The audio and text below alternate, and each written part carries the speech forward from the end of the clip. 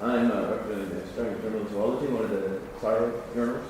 It was first established in 1952, and it has been a CSIRO associated journal, but now CSIRO Publishing is completely separate from CSIRO itself, so clearly it's not a CSIRO publication per se. The main thing is that we're publishing anything that's associated with fauna. And normally when we say it's the Australian Journal of Zoology, and we'll come back to that, that means something associated with the austral fauna. So again, if we get things coming from Pakistan or China, that's one of the things that is clearly not within our realm. We have several different types of papers. The typical one is a regular research paper. That's typically 6 to 10 pages long. Normally it's some type of research, but it can be a bit variable around that theme.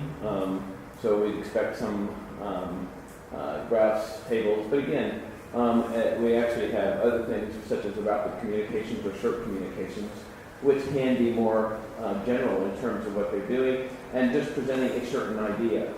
And often in those cases, they'll also be similar to what you see in the South Australian naturalist, is that some aspect of natural history. Now, it's not quite as simple as that because it still has to be some type of scientific approach. So we expect some repetition or some aspect of something, not just this is what I saw. The major one that we have is the reviews, and reviews are accepted all the time. These can be quite long. We do not have any page length per se. We will take as long a paper as it's appropriate. Again, reiterating the fact that discussions can't go on forever. That's one of the things is to recognize that discussions should be focused on what your paper is trying to show and not trying to give us all the information that you possibly could learn.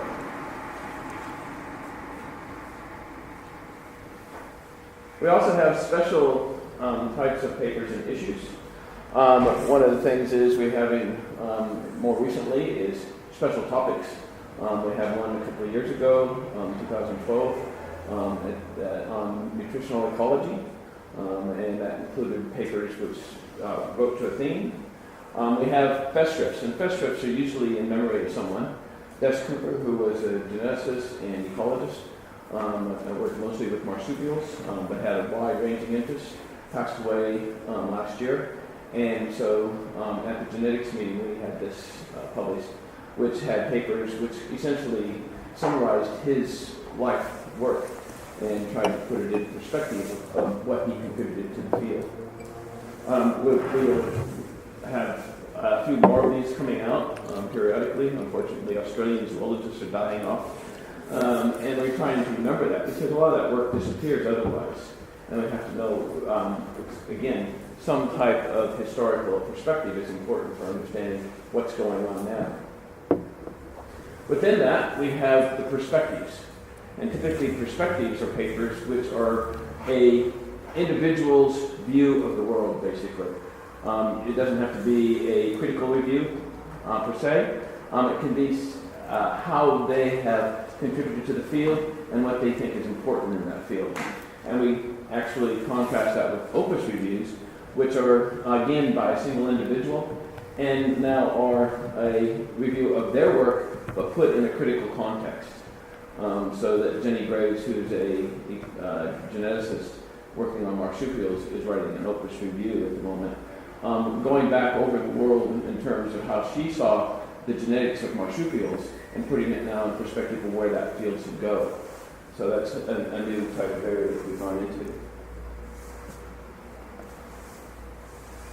How do you submit papers to it? Well, basically, everything's done online through Scholar One. That's the website that you would go through. After initial checks and making sure that it meets some type of manuscript structure, which again the guidelines are on the page, it's sent to me. I read them all.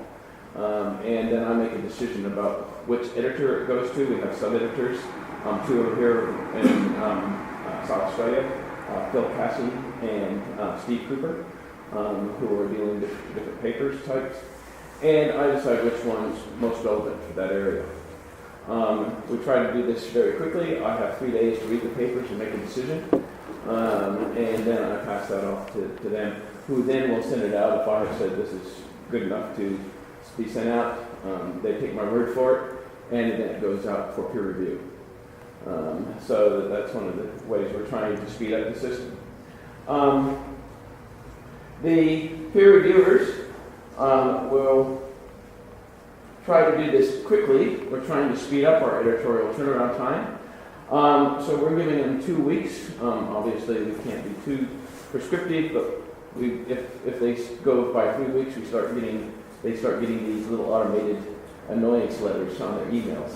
The emails obviously are good things, but they're also bad things if you're trying to be a peer reviewer. What we try to do is ensure that the first decision is made in 7 weeks, and that's what we're trying to get that shorter and shorter in terms of by annoying letters, basically, so that the author then has an idea that if they don't hear in 2 months about what the first decision is, that there's a problem somewhere. And typically, one of the reviewers have said yes, and then they go off on a field trip or something like that. We have that periodically. We have a relatively fast publication time, and that's one of the advantages now of being online. Online publication is relatively rapid.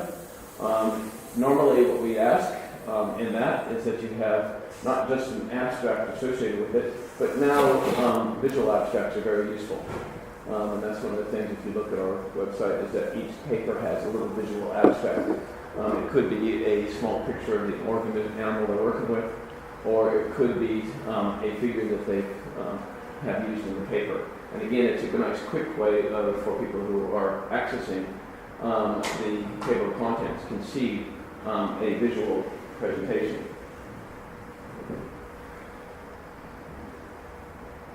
We have an open access policy. Open access, though, has some provisos. You are free to put any pre-publication manuscript up on your website. If you want a post-publication, then we do have to charge for that. So there is that proviso. But any pre-publication form, and you will get, and what I mean by pre-publication, that would be the proofs. So that if you get the proofs back and we ask you to check them and make corrections, those proofs can go up as an open access on your website. When you ask for it, again, there's a page charge. Normally we have no page charges for anything, color included, so that we try to get through that. We ask you to try to use social media too if you want to advertise your paper. Again, this goes back to the question is that although it's nice to know that it's not self-promoting, in fact, that is one of the things nowadays you have to live with. And so you can use any social media that you're interested for publicizing. The journal itself uses Facebook and will publicize your papers on Facebook.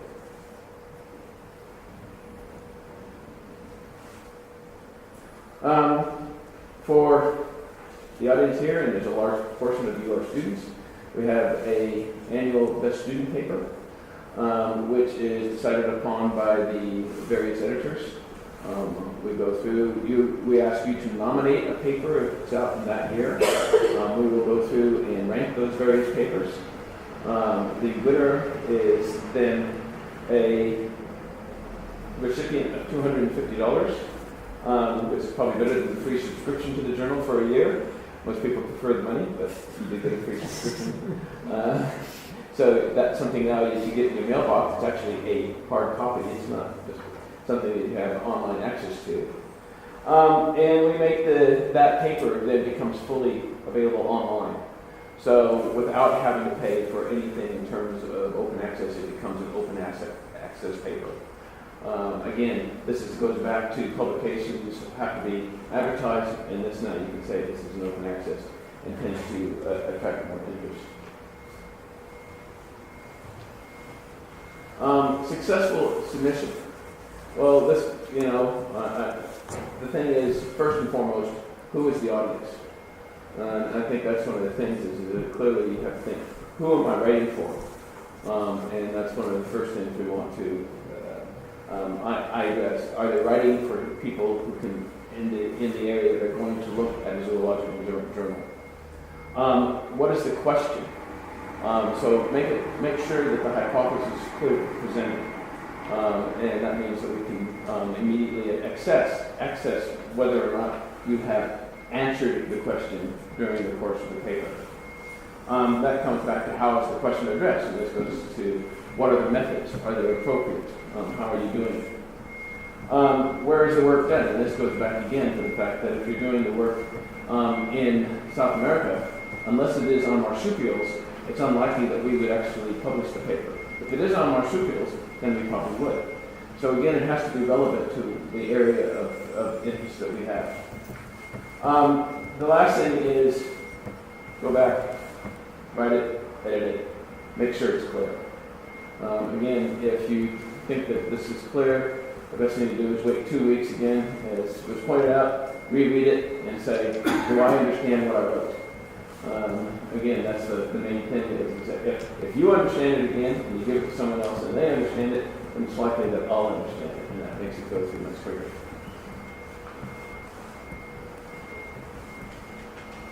We appreciate you sending in your cover pictures. So every issue has a cover picture.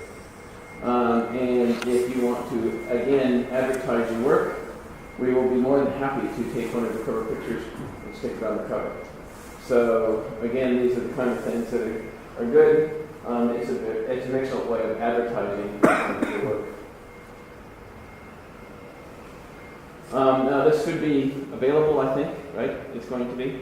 So these are examples of papers, of the various papers that I've given. Hopefully you can access this on a handout or on the podcast.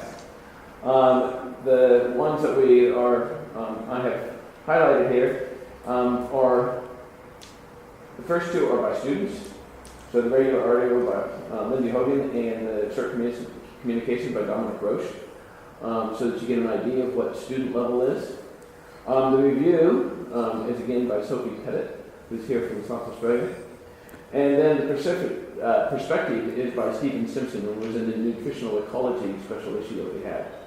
So you can see what those different types of papers are like and how they present them.